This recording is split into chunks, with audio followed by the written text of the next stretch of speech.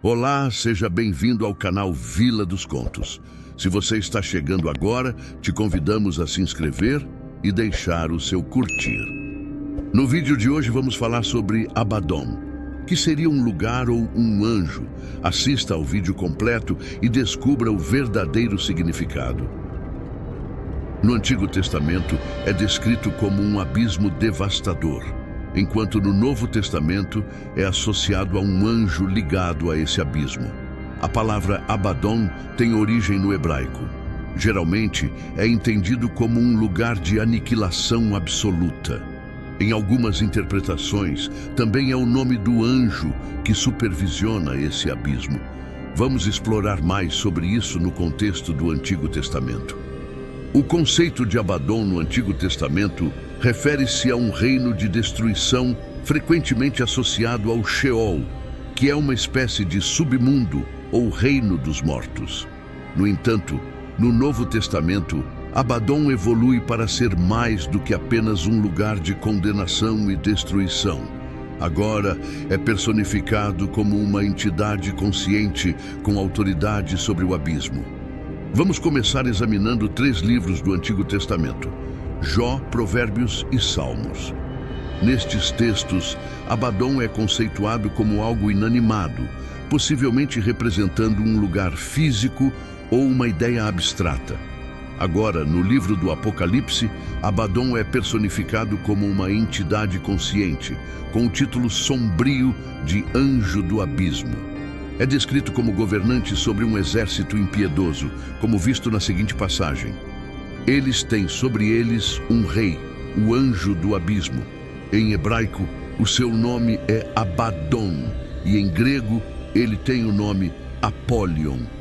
Vamos explorar mais a fundo esse conceito. O livro de Jó nos leva a uma reflexão profunda sobre o sofrimento humano e o relacionamento entre a humanidade e Deus. A história começa com Jó, um homem íntegro da terra de Uz, que temia a Deus e evitava o mal. Ele era próspero, com uma grande família e muitos rebanhos. No reino celestial, Deus elogia a retidão de Jó diante do adversário, conhecido como Satanás em hebraico. Esse adversário desafia a piedade de Jó, argumentando que ele só é justo porque é abençoado com prosperidade. Sugere que se Jó sofresse, ele amaldiçoaria Deus. Deus permite que Jó seja testado, resultando na perda de sua riqueza, de seus filhos e até de sua saúde, sofrendo com feridas dolorosas por todo o corpo. Embora Jó inicialmente não amaldiçoe a Deus, ele começa a questionar o motivo de seu sofrimento, apesar de sua justiça. Mantém sua inocência e exige uma explicação de Deus. Seus amigos vêm consolá-lo, insistindo que ele deve ter pecado para justificar tal sofrimento. Argumentam que Deus é justo e, portanto, o sofrimento de Jó deve ser um castigo por algum pecado oculto. No entanto, Jó rejeita esses argumentos, mantendo sua inocência, mesmo diante de um turbilhão de dúvidas. No desenrolar da história, Deus responde a Jó, mas em vez de simplesmente explicar o motivo de seu sofrimento, ele enfatiza seu poder e sabedoria insondáveis. Deus não responde diretamente à pergunta de Jó, mas tece uma complexa tapeçaria cósmica, desafiando Jó a compreender a perspectiva divina. Nesse diálogo, não há uma comunicação comum, mas sim um diálogo celestial, que destaca a grande diferença entre o entendimento humano e o conhecimento divino. Deus conduz Jó por uma jornada virtual pelo cosmos e pelo reino animal, abrindo seus olhos para as maravilhas da criação, que frequentemente passam despercebidas pela humanidade. Ele apresenta a Jó a impressionante majestade das criaturas Behemoth e Leviatã, criaturas imensas e poderosas que servem como metáforas do incompreensível poder do próprio Criador. Essa demonstração magnífica visa destacar a complexidade e a grandiosidade do universo, sublinhando a limitação do entendimento humano perante a grandiosidade divina. O discurso de Deus revela que seu conhecimento e poder supremos estão profundamente conectados a todos os aspectos do cosmos, desde os menores detalhes até as maiores criações. Desde os mais sutis recantos até as criaturas mais imponentes. Desde o nascer suave do sol até a fúria das tempestades, Deus deixa tanto Jó quanto o leitor maravilhados com sua graciosa resposta. Jó, profundamente comovido, se arrepende e reconhece que falou sobre coisas que não compreendia. Ele percebe a grandeza da sabedoria divina, reconhecendo sua própria limitação diante dela. No desfecho, Deus repreende os amigos de Jó por sua falta de compreensão e exige que ofereçam sacrifícios, pedindo a Jó que ore por eles. Deus então restaura a fortuna de Jó, concedendo-lhe o dobro de sua riqueza anterior, juntamente com novos filhos e uma vida prolongada de 140 anos, durante os quais ele testemunha 4 gerações de seus descendentes. No livro de Jó, o verso mais relevante pode ser encontrado no capítulo 26, versículo 6, onde se afirma que o Sheol, ou o reino dos mortos, está nu diante de Deus. Esta passagem destaca a supremacia e a onisciência divina, até mesmo em relação ao além. Certamente, vamos aprofundar no conceito de Sheol e Abaddon e no contexto mais amplo do livro de Jó. Sheol, conforme descrito na Bíblia hebraica, é geralmente referido como o reino dos mortos, para onde tanto os justos quanto os injustos vão após a morte. É frequentemente descrito como um lugar de escuridão, silêncio e esquecimento, separado do mundo dos vivos. O conceito de Sheol é bastante vago e não implica a punição e a recompensa associadas aos conceitos dicotômicos posteriores de céu e inferno. Abaddon, como usado no Antigo Testamento, normalmente se refere a um lugar de destruição ou perdição. Muitas vezes é associado a abismos, sugerindo uma relação estreita com o reino dos mortos. No entanto, Abaddon transmite uma conotação mais forte de atividade de ruína ou aniquilação, associada ao tipo mais extremo de destruição. No contexto do livro de Jó, o verso Sheol está nu diante dele e Abaddon não tem cobertura, enfatiza a onisciência e onipotência de Deus. Sheol e Abaddon são invocados para representar lugares que são normalmente ocultos ou desconhecidos para os seres humanos. O verso destaca que mesmo as áreas mais obscuras da existência estão completamente expostas diante de Deus.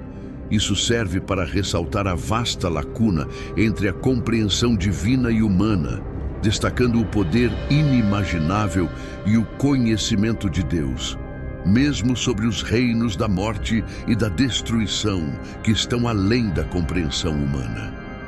Vamos agora explorar brevemente a representação de Abaddon nos livros de Provérbios e Salmos.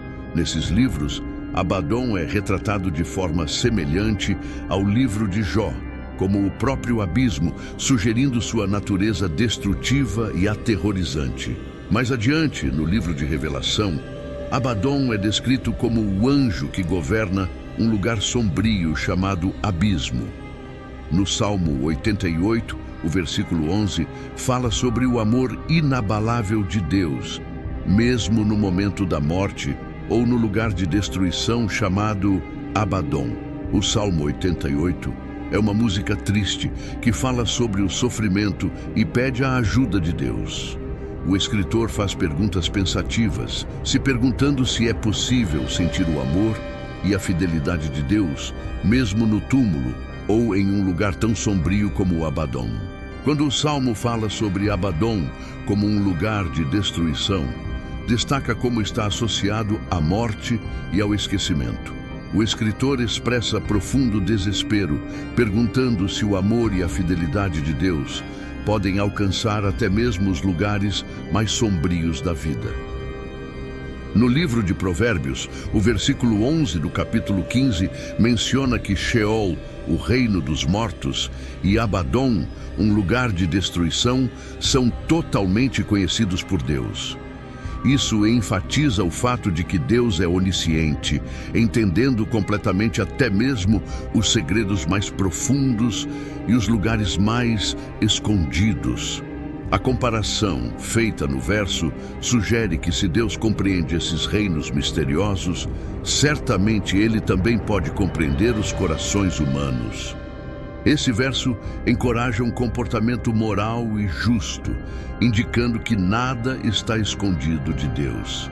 Embora Abadom seja mencionado em vários livros do Antigo Testamento, no Novo Testamento ele aparece apenas uma vez, no livro do Apocalipse.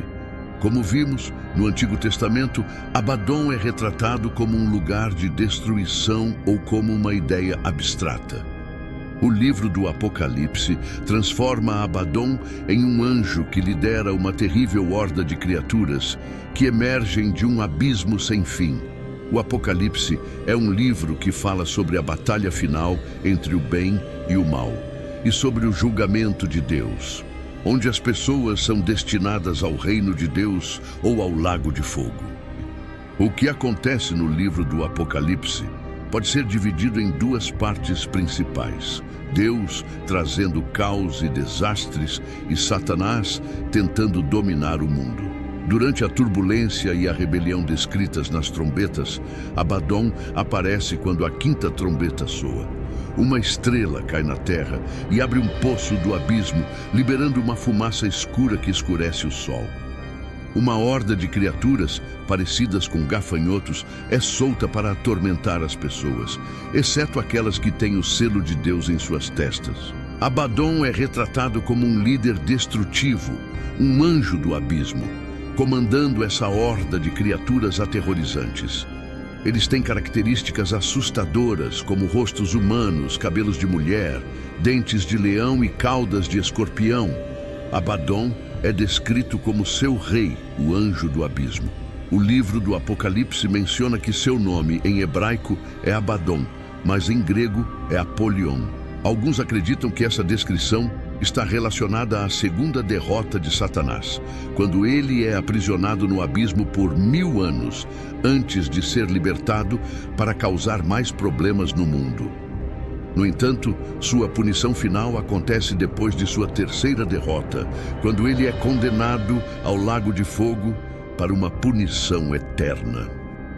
Então vi descer do céu um anjo com a chave do abismo e uma grande corrente na mão.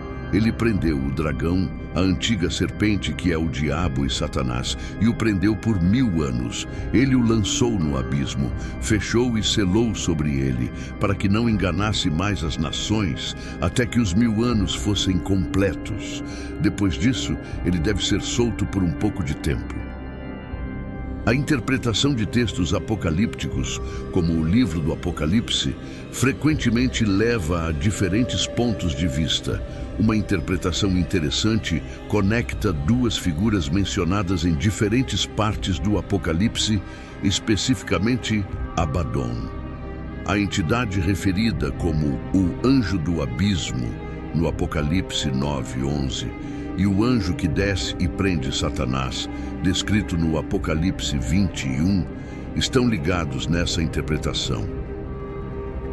Agora queremos ouvir de você. Você já conhecia Abadom? Deixe sua opinião nos comentários. Até o próximo conto.